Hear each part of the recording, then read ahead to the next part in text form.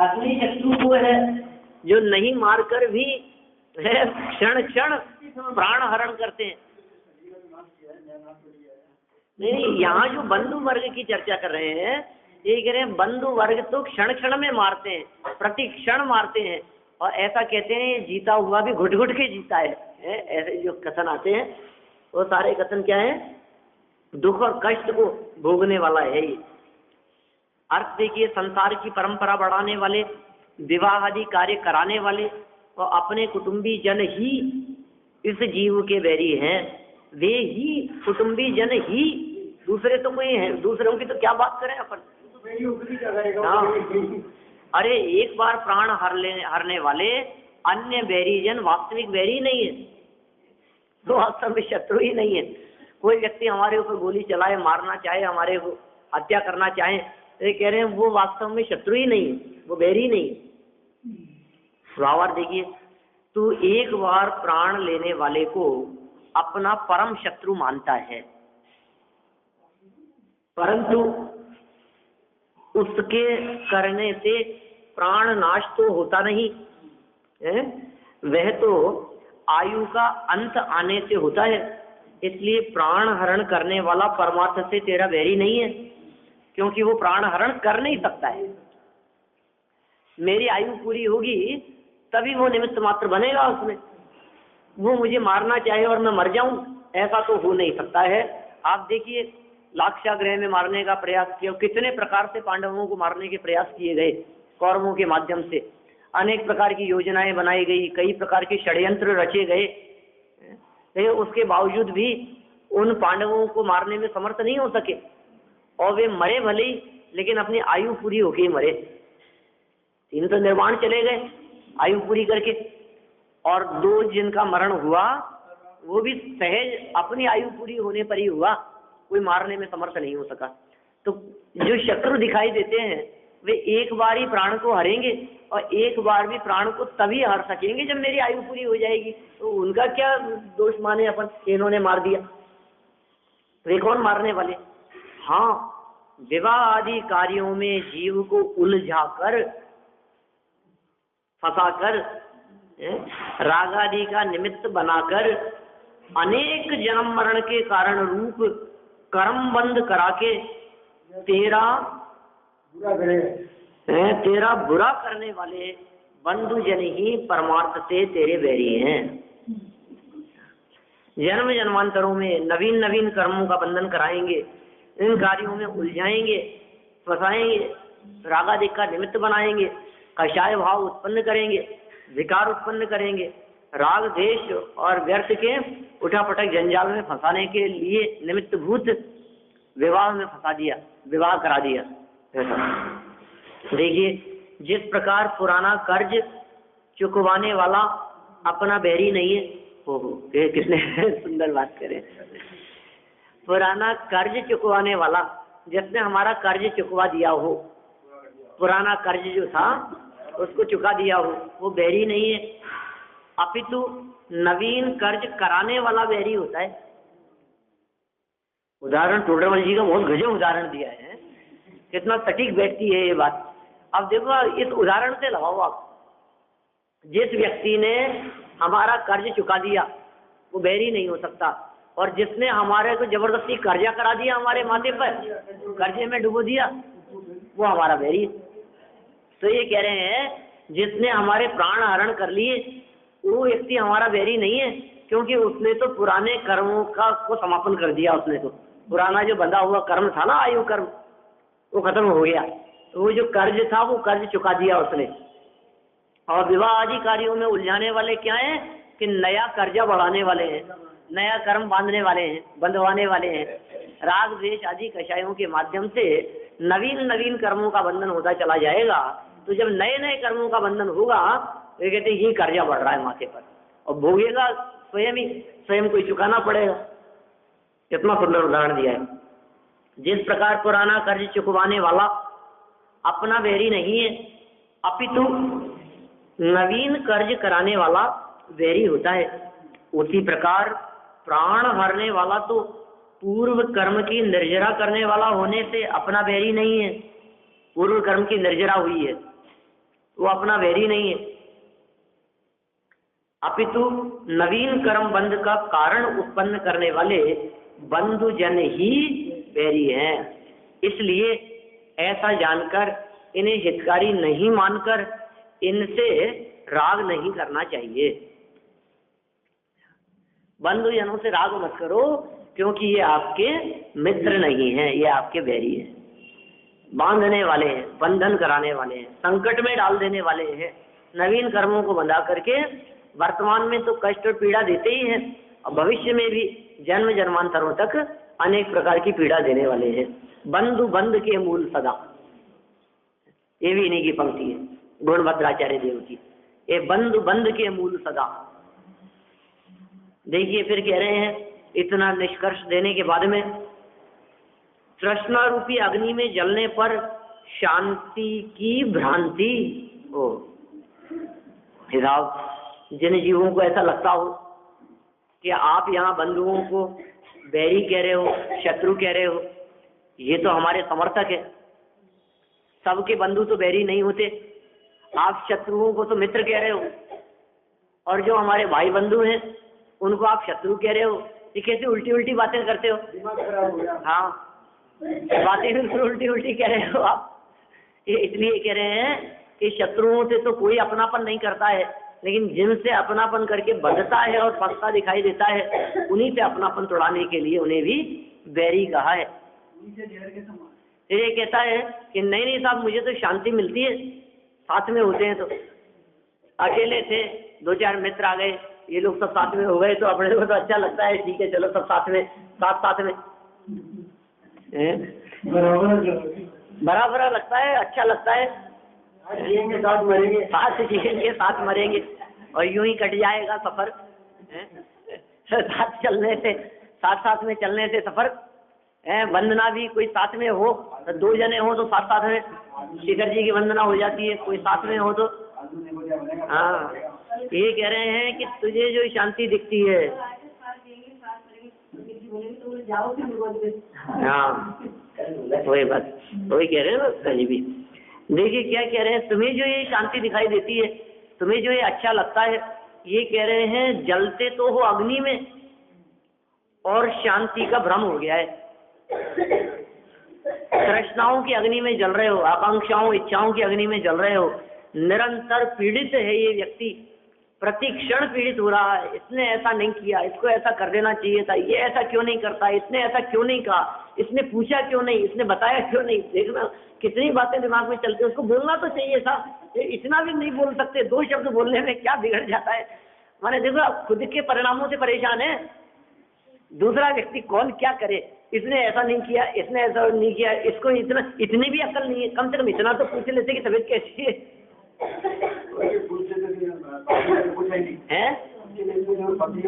हाँ वही तो, देखिए अपेक्षाएं जो है वो कहीं शांत नहीं होती, इसलिए स्वयं निरंतर जलता रहता है, निरंतर पीड़ित रहता है, परेशान रहता है। आशा है, दवदाह है ना, ऐसे शब्दों के प्रयोग किए हैं। विषय चाह, दवदाह, जगत जन अरणी रजावे, निरंतर पीड़ित रहता है। ये कह रहे हैं फिर भी शांति की भ्रांति। आचार्य देव क्या कह रहे हैं, फिर भी ऐसे लगता है शांति है, ये भ्रम हो गया है तेरे को।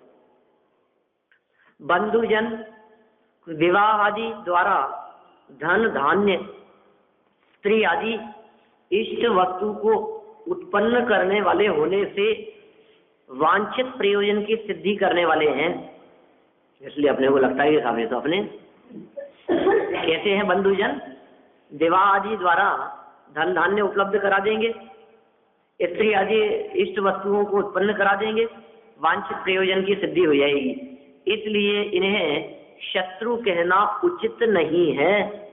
इस शंका का समाधान आगामी छंद में करते हैं। मैंने ऐसा लगता है कि भाई ये जो है वांछित प्रयोजन की सिद्धि कराने वाले, इनको शत्रु मत कहो, हमारे कोई बात जच नहीं रही है। हमारे भाई है, आप कह रहे हो शत्रु है, ये तो हमारे परिवारजन है, आप कह रहे हो दुश्मन है, तो ऐसा मत कहो, ये बात हमारे को जचती नहीं है। इसी बात का स्पष्टीकरण आगामी छंद में किया है। अनुष्टुप छंद है, 85 नंबर का श्लोक है। प्रक्षेप्याशाहुताशग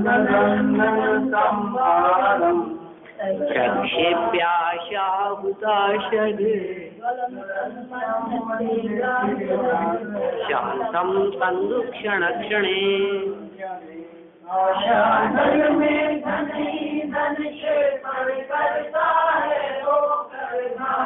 उद्र अग्नि को ज्वलन काल में प्राणी माने ब्रह्मवश शांत। आशा रूपी अनल अग्नि, इच्छाओं रूपी अग्नि में धन और ईंधन को क्षेपण करता है। खूब धन प्राप्त करना चाहता है, खूब इच्छाओं की पूर्ति चाहता है। यहाँ क्या कह रहे हैं? आशा रूपी अग्नि में धन और ईंधन, धन रूपी ईंधन, इच्छा रूपी अग्नि के लिए ये धन क्या काम करता है? ईंधन का काम करता है। जिस प्रकार जगत में कोई अग्नि ईंधन से शांत नहीं होती, अग्नि में ईंधन डालते रहेंगे तो वह अग्नि और अधिक बढ़ती रहती है, बुझती नहीं है। ईंधन के अभाव में बुझती है, ईंधन की प्राप्ति से वह अग्नि बढ़ती रहती है। ठीक उसी प्रकार इसे ऐसा लगता है कि ये इच्छाओं रूपी जो अंदर अग्नि जल रही है, खूब धन डालो इसमें तो शांत हो जाएगी, शांति मिलेगी हमारे को। ज्यों ज्यों प्रभु हर जल पान किया त्यों त्यों तृष्णा की आग जली थी, आस की प्यास बुझेगी अब, पर यह सब मृग तृष्णा निकली। बुझेगी पंक्तियां, सब मृग तृष्णा निकली। और सोचा करता था कि भोगों से बुझ जाएगी इच्छा ज्वाला, और परिणाम निकलता है लेकिन मानो पावक में घी डाला। क्या सोचता था मैं? निरंतर यही सोचता रहता था कि भोगों के माध्यम से इच्छाओं की ज्वालाएं बुझ जाएगी, शांति मिलेगी, तृप्ति मिलेगी। सोचा करता हूँ भोगों से बुझ जावेगी इच्छा ज्वाला, परिणाम निकलता है लेकिन मानो पावक में घी डाला। ये परिणाम निकलता है, अग्नि में घी डाल दिया गया हो। अग्नि कभी ईंधन से, अग्नि कभी घी से, अग्नि कभी तेल से तृप्त नहीं होती। कितना घी डाला जाए कि अग्नि ये कहे कि बस बहुत पी लिया आप तो घी, अब मत डालो, अब पेट भर गया मेरा। घी से तृप्त हो जाएगी अग्नि, और अधिक प्रज्वलित होगी। अग्नि जिस प्रकार ईंधन से, घी से कभी तृप्त नहीं होती, ठीक उसी प्रकार ये इच्छा और आकांक्षाएं भी कभी वस्तुओं की प्राप्ति से तृप्ति को प्राप्त नहीं होते, इनमें कभी शांति नहीं मिलती। लेकिन ये समझता है धन ईंधन क्षेपण करता है होकर भ्रांत, भ्रांति के कारण उस अग्नि को ज्वलन काल में प्राणी माने ब्रह्मवश शांत। जलती हुई अग्नि को भी ब्रह्मवश ऐसा समझता है, शांति है। देखिए जरा अर्थ क्या किया है आचार्यों ने इसका।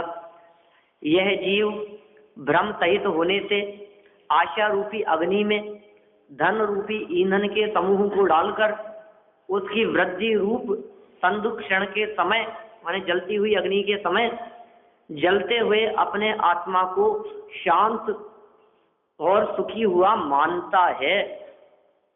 ये सब जगह ऐसे प्रयोग किए डॉक्टर जी ने।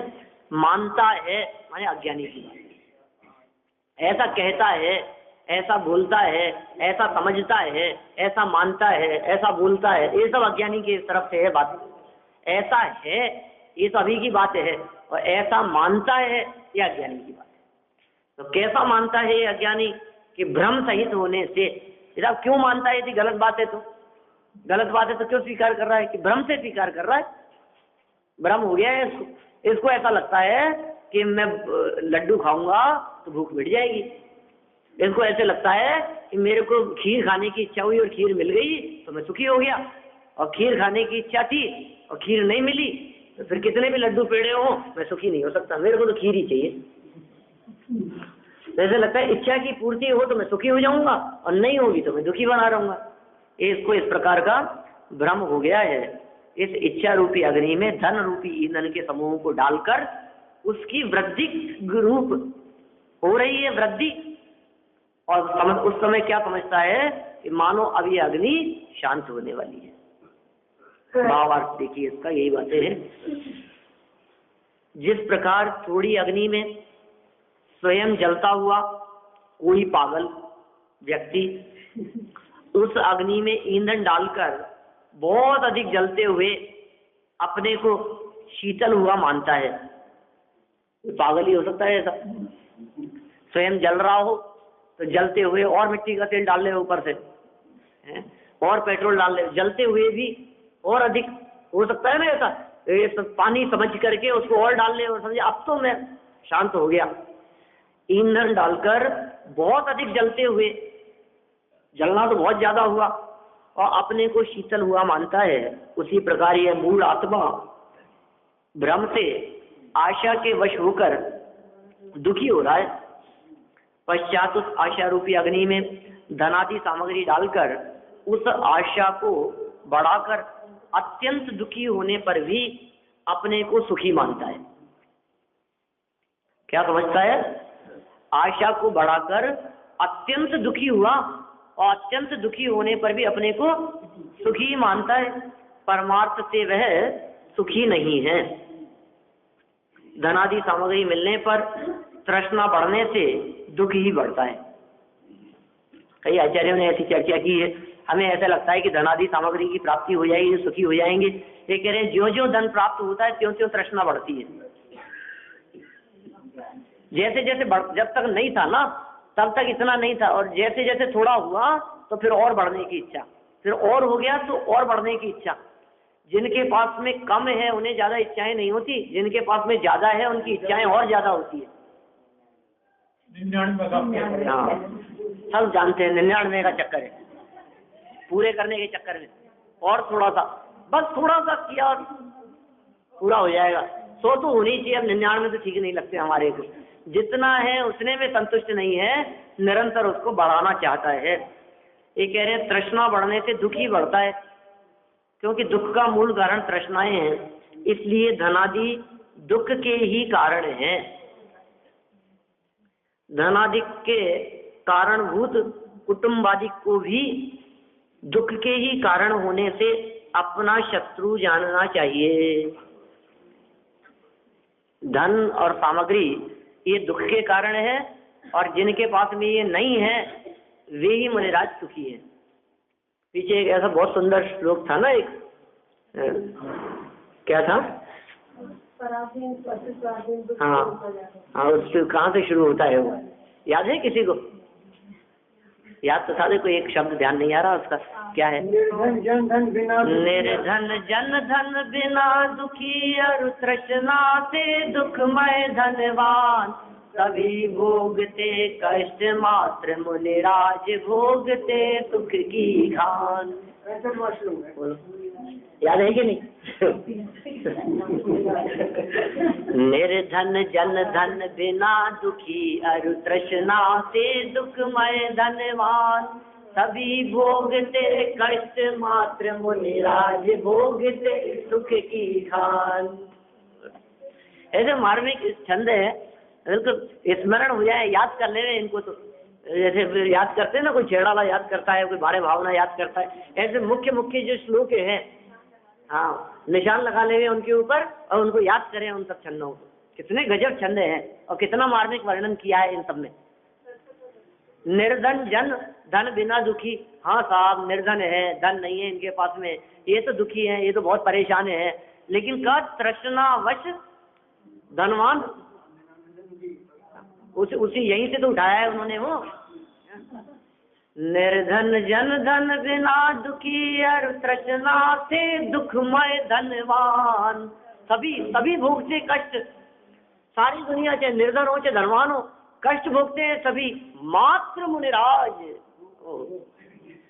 मुनिराज भोगते सुख की खान।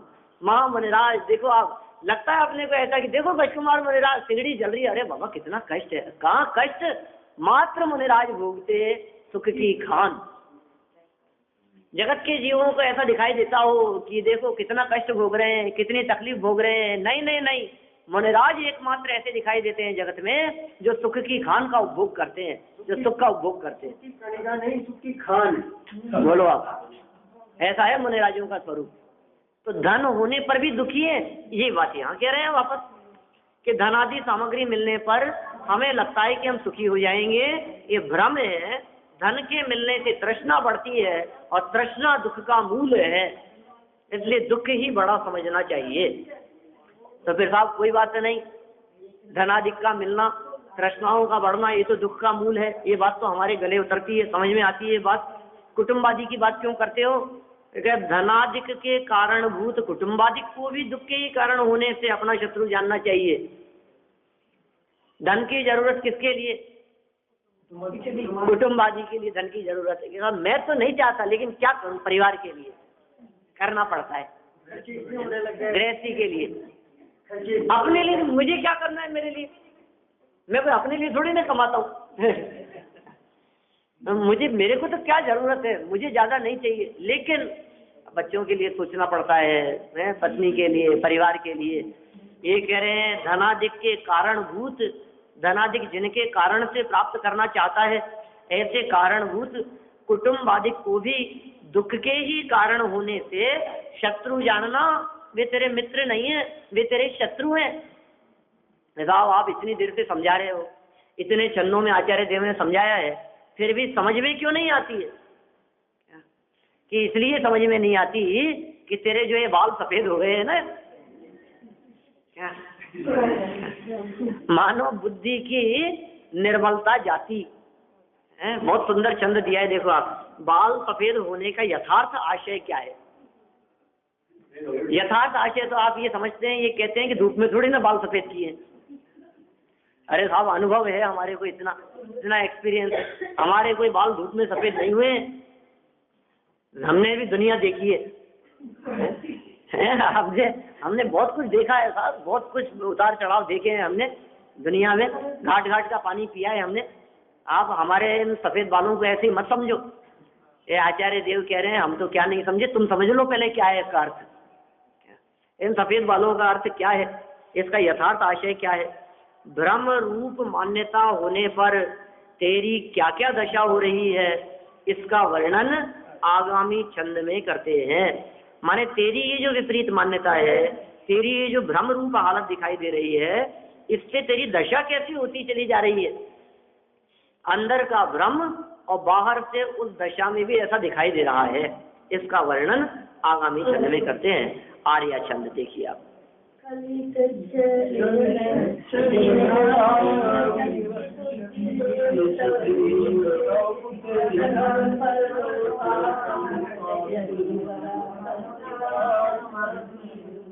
बुद्धि की निर्मलता जाती मानो धवल केश के द्वार, अतः विचारे भ्रष्ट पुरुष कैसे पर भव का करे विचार। हम कह तो देते हैं, अरे साहब इतने बूढ़े हो गए, लेकिन उसके बावजूद भी कोई धर्म कर्म में लगने का काम नहीं है। देखो तो सही, आप पाँव कमर में लटक रहे हैं, वृद्धावस्था आ गई है, परभव नजदीक आ गया है, अब क्यों नहीं धर्म ध्यान में लगते? बहुतों के बारे में कह देते हैं ना अपन ऐसा, जो लोग नहीं लगे हैं, जो लोग जीवन भर धर्म करने के लिए वृद्धावस्था का इंतजार करते रहे, बुढ़ापे में करेंगे, बुढ़ापे में करेंगे, अब जब बुढ़ापा आ गया है तो अब उन्हें कहते हैं अरे बाबा क्या अभी क्या है इसमें, ठीक है छोड़ो आप, अब हमें मत कहा करो, हम तो ऐसे ही अच्छे हैं। माने देखो जो लोग ऐसी बातें करते हैं, तो आचार्य देव उस यथार्थ बात को कह रहे हैं कि आखिर उसके पीछे कारण क्या है, वे ऐसा कैसे प्रतिपादन कर रहे हैं।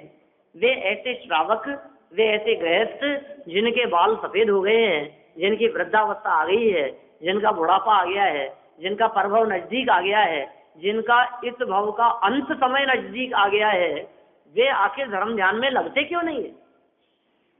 तो इन्होंने कह दिया बुद्धि की निर्मलता जाती, बुद्धि की जो निर्मलता थी, बुद्धि की जो पवित्रता थी,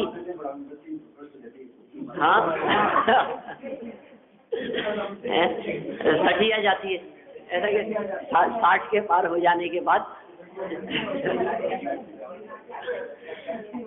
हाँ बच्चे बोलने लगते हैं ऐसा। सही बात है, बिल्कुल बिल्कुल बिल्कुल। सब तरफ से जहाँ रिटायरमेंट हो जाता है तो क्यों हो जाता है कि बुद्धि की निर्मलता, बुद्धि की जो पवित्रता थी, बुद्धि की जो निर्मलता थी, बुद्धि जो एक अच्छी चलती थी, दिमाग जो खूब तीक्ष्ण था, बारीक था, माने बुद्धि का प्रयोग जिस प्रकार का युवावस्था में किया करता था, दिमाग बहुत चलता था, अब वृद्धावस्था में क्या हुआ, वो निर्मलता मानो चली गई हो। और कैसे? धवल केश के द्वार, सफेद बालों के दरवाजे से। कहां से निकल गई है? बुद्धि दिमाग में होती है ना, अब दिमाग से बाहर निकल गई, बुद्धि निकल गई मस्तक से। अब मस्तक से बाहर निकली तो बुद्धि है धवल, निर्मल है, सफेद। अब वो जो सफेदी थी, वो जो निर्मलता थी अंदर में, वो बाहर निकल गई बालों पे दिखाई देने लगी, ऐसा कह रहे हैं। बालों के रूप में आ गई, ऊपर निकल गई। बुद्धि की निर्मलता जाती मानो धवल केश के द्वार, अतः विचारे वृद्ध पुरुष। क्या कह रहे हैं वृद्ध पुरुष? कैसे? अतः विचारे वृद्ध पुरुष, कैसे परभव का करें विचार। अब विचार ही नहीं कर पाते परभव के बारे में, कि परभव में क्या होगा, कहाँ जाएंगे, व्यवस्था होगी कि नहीं होगी, किस किस प्रकार से दुख उठाएंगे। सच बात है, परभव की चर्चा करने वाले भी चर्चा तक ही करते हैं, अंदर में उनको भाव वासन नहीं होता कि वास्तव में परभव में क्या होगा। हमारी जितनी भविष्यकालीन योजनाएं बनती है, वे सब इस भाव के बारे में ही बनती है। जितना हम फ्यूचर के बारे में सोचते हैं, भविष्य के बारे में सोचते हैं, हमारी सोच, हमारी बुद्धि, हमारा चिंतन और चिंताएं, सब कुछ इस जन्म तक सीमित है, अंत समय तक की सुविधाओं तक के लिए। अब हमें क्या करना है साहब, हमारे लिए तो सारी व्यवस्था है, देखो हमने अंत समय तक की पूरी व्यवस्था कर रखी है। कौन से अंत समय तक की, किसको अंत समझ रहा है? थोड़ी बहुत व्यवस्था करके, साल 2 साल आगे तक की व्यवस्थाएं करके ऐसा समझता है कि मेरा भविष्य सुरक्षित है। अपने फ्यूचर की पूरी प्लानिंग है, रिटायरमेंट प्लानिंग करके चलता है आजकल तो। बिल्कुल कितने प्लान चलते हैं ऐसे, रिटायरमेंट की प्लानिंग कर लो आप, अभी से रिटायर हो जाएंगे तब अपने पास में बराबर पैसा आता रहेगा। ये कह रहे हैं भैया बेचारे वृद्ध पुरुष, बुद्धि नहीं रही है, बुद्धि की क्षीणता हो गई है, तो कैसे परभव का करें विचार, माने परभव के बारे में विचार नहीं कर पाते। उनको तो ऐसा सहयोग नहीं मिलता है कि आगे के लिए क्या करना चाहिए। सही बात है, सहयोग ही नहीं मिलता। उनकी भी होना रहती है, उन्होंने भी ऐसे कर्म किए हैं, क्या कर सकते हैं। इसीलिए तो कहा सद्भाग्य के बिना इस जनवाणी की बात सुनने को नहीं मिलती। ये जनवाणी की चर्चा कान में पढ़ना मात्र समझ लीजिए आप कोई भाग्योदय है जो ऐसी बात सुनने को मिलती है, नहीं तो इस जीव को विचार ही नहीं आता। समझाते समझाते भी, कहते कहते भी, हाँ पता ही नहीं है लोगों को। अब पता भी है तो लगता है अरे बाबा क्या रोज रोज ही एक ही बात है, क्या रखा है रोज रोज ही जाओ सुनने के लिए, और कोई काम नहीं है क्या अपने पास में? देखो रोटी खाते हुए नहीं लगता रोज रोज ही, भोजन करते हुए नहीं लगता हमारे को, टीवी देखते हुए, सीरियल देखते हुए अपने को नहीं लगता क्या रोज रोज ही। लेकिन जब हम स्वाध्याय की बात करते हैं, प्रवचन की बात करते हैं, तो लगता है रोज रोज तो नहीं भैया। हाँ, यदि आप कोई 10 दिन का स्पेशल कार्यक्रम रखो, 5 दिन का कोई विशेष कार्यक्रम रखो, तो बहुत भीड़ इकट्ठी हो जाएगी। 2-5 दिन के लिए तो हम समय निकाल करके आ सकते हैं, लेकिन आप परमानेंट आने की बात करो तो अपने वक्त की बात नहीं है भैया, और ही काम बहुत है, कितने झमेले हैं। ये तो निठल्ले लोगों का काम है, फालतू लोगों का काम है, टाइम पास करने के लिए चले जाते हैं, जा करके बैठ जाते हैं, घर में बैठे बैठे भी क्या करें। अबे हम घर का काम करते रहते हैं, इनको भेज देते हैं ना, जाओ घर में भी शांति रहे थोड़ी देर। अब वो आप कैसी कैसी बातें होती है दुनिया में, कैसे लोग हैं यहाँ वृद्धावस्था, क्या आने वाले 10 साल में नहीं बैठते, कोई बात नहीं बाबा। अब अपन कौन से बैठते थे पहले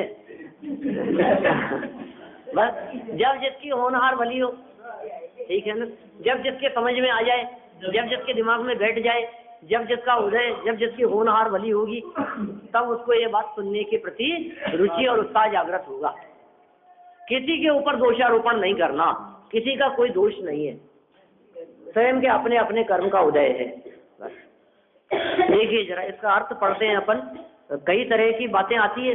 अब कई आचार्यों ने जब इन सफेद बालों का ऐसा वर्णन किया है, तो कई तरह की पुराणों में राजाओं वगैरह का वर्णन करते समय एक सफेद बाल देखा, वैराग्य हो गया उनको, और कई तरह से वर्णन किया है इन बातों का। अपन पहले अर्थ पढ़ते हैं, फिर बात करेंगे उसके बारे में। श्वेत केशों के बहाने, बहाना है सफेद बाल, तो श्वेत केशों के बहाने इस शरीर से तेरी बुद्धि की शुद्धता ही निकल कर बाहर जा रही है। सफेद बालों के बहाने क्या हो रहा है? बुद्धि की शुद्धता निकल करके बाहर जा रही है, शुद्धता ही निकल रही हो बुद्धि की। और देखो आप, ऐसा थोड़ी ना है जिन्होंने एक सफेद बाल देखा और वैराग्य हो गया तो सफेद बाल ने वैराग्य करा दिया हो। सफेद बाल ने वैराग्य नहीं करा दिया, अंदर में वैराग्य भाव जागृत हुआ था तो सफेद बाल देख करके वो वैराग्य में निमित्त बन गया। वैराग्य बालों में उत्पन्न नहीं हुआ, वैराग्य तो अंदर में उत्पन्न हुआ है। वैराग्य तो हृदय में उत्पन्न हुआ ना, कि बालों में उत्पन्न हुआ है। लेकिन हृदय के वैराग्य की अभिव्यक्ति सफेद बालों के माध्यम से हो गई। ये ज्ञानियों की बात है। ज्ञानियों के बाल सफेद होते हैं क्या? अज्ञानियों के?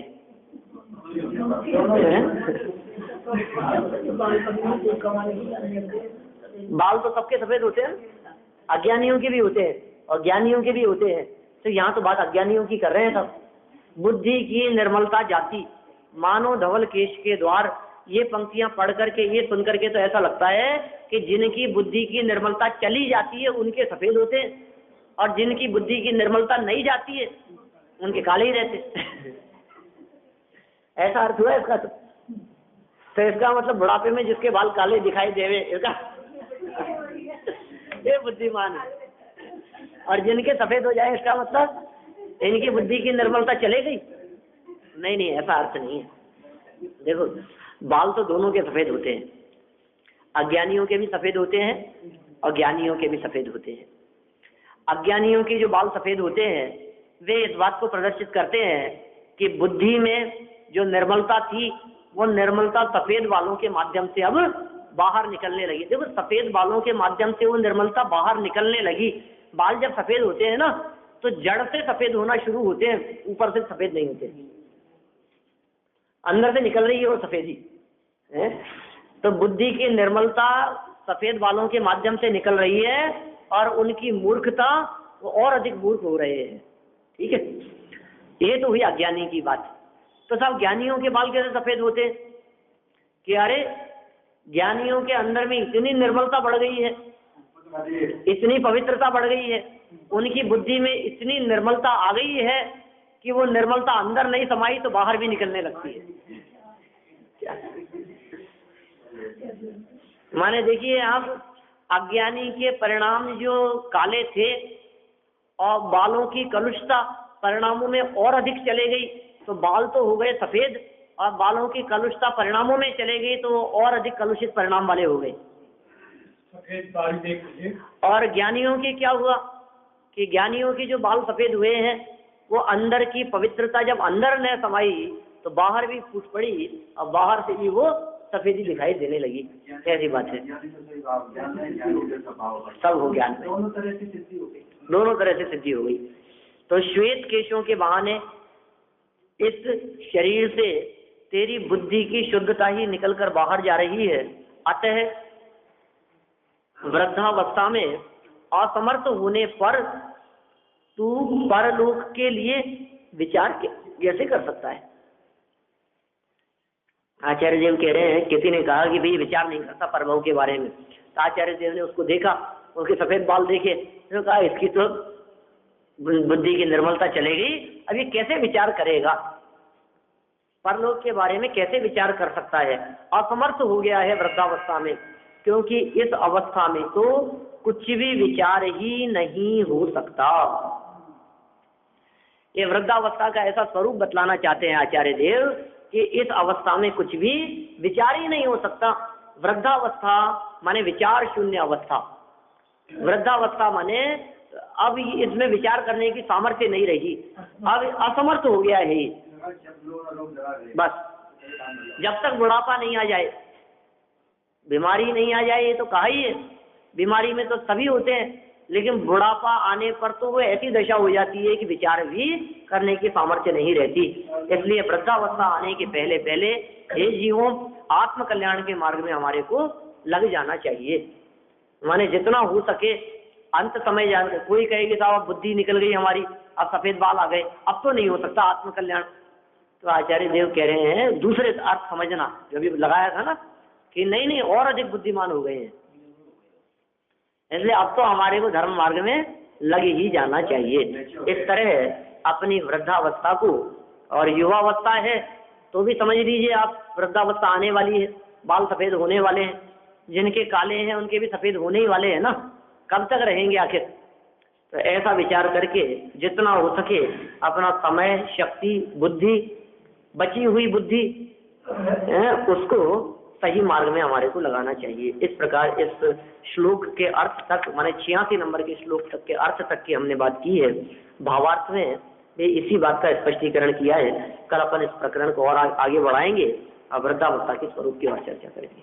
मैं ज्ञानानंद स्वभावी हूँ, मैं ज्ञानानंद स्वभावी, मैं हूँ अपने में स्वयं पूर्ण पति, मुझ में कुछ गंध नहीं, मैं अर्श रूपी स्पर्शी पर के कुछ भी संबंध नहीं, मैं रंग राज के दिन देखते भी मैं बिन निराला हूँ, मैं हूँ अखंड चैतन्य के निज रस में रमने वाला हूँ, मैं ही मेरा करता धरता, मुझ में करता कुछ काम नहीं, मैं मुझ में रहने वाला हूँ, पर में मेरा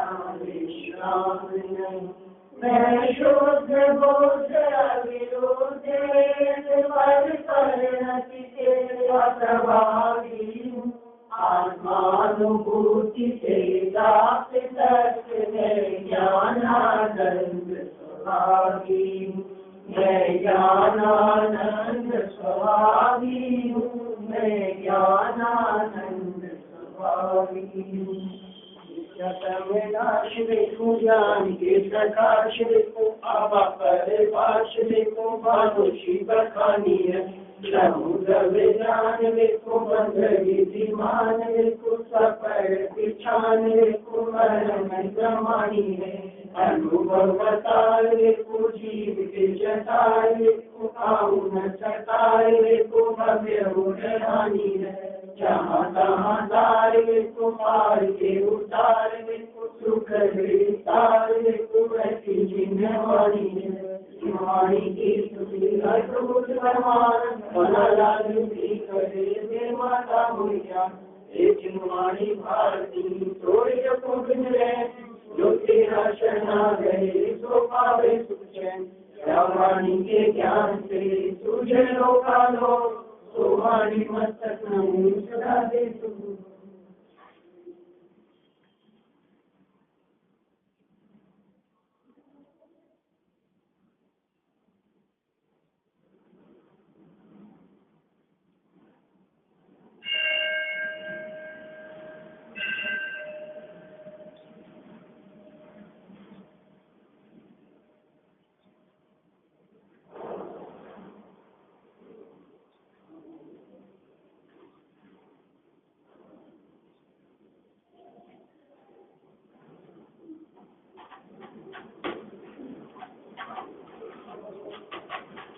शांति